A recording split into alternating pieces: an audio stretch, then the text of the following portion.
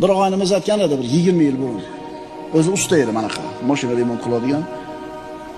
O'sha atyorkasini ombirini olib chiqadi, 4 ta 5 ta mashina keladi, remont qiladi, 5-6 so'm topadi, kirib ketadi. Jamg'armasi yo'q, seyfi yo'q. Yo'q. Kunligini topadi, yashaydi. O'sha paytda deydi 10 ming dollarim bo'lsa yetadi derdim mashina deydi. U uchun vaqt 10 ming dollar ekan. Keyin mashina savdosiga o'tib ketdi u birodarimiz. Bo'ldi. Keyin 10 ming dollar topdim deydi. Yetdimi desam yo'q deydi. Ha, u yoqni bilasizlar endi. U yoqni gapirmay qo'yaveraylik. 10 ming bo'lgandan keyin 100 ming deydi, 100 ming bo'lgandan million deydi. Demak, bu odam agar shunaqa fikr bilan yashaydigan bo'lsa, hech qachon baxtli bo'lmaydi.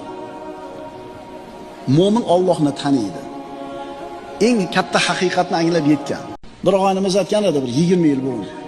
O'zi usta edi manaqa, mashina remont qiladigan. O'sha atyorkasini ombirini olib chiqadi, 4 ta 5 ta mashina keladi, remont qiladi, 5-6 so'm topadi, kirib ketadi. Jamg'armasi yo'q, seyfi yo'q. Yo'q. Kunligini topadi, yashaydi. O'sha paytda deydi 10 ming dollarim bo'lsa yetadi derdim mashina deydi. U uchun vaqt 10 ming dollar ekan. Keyin mashina savdosiga o'tib ketdi u birodarimiz. Bo'ldi. Keyin 10 ming dollar topdim deydi. Yetdimi desam yo'q deydi.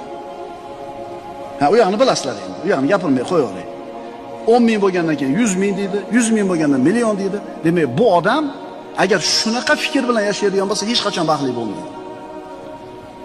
Mo'min Allohni taniydi. Eng katta haqiqatni anglab yetgan.